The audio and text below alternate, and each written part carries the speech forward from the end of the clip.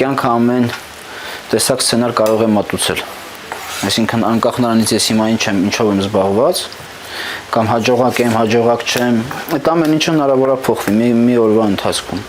Այսինքն մարդու գլխի մեջ ինչ-որ բան փոխվեց, ու դրանից արդեն առաջանում են կամ խնդիրներ, կամ առավելություններ։ Այդպիսի աշխատանք չկա, որ ես կասեմ, ես չեմ անում։ Գիտեք, հիմա մեկ երբ նայում եմ, Երևանում հանդիկներն են աշխատում,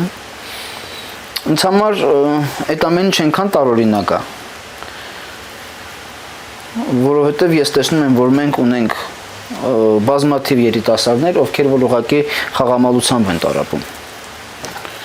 Իսկ այդտեղ բնականաբար գումար է գեներացվում, պարտքեր են գեներացվում, խնդիրներ, դանակահարություն, սպանություն, այդ ամեն ինչը ինձ այդ խնդիրներից է առաջանում։ Ես օրինակ ինձ չեք տեսնի խաղալուց։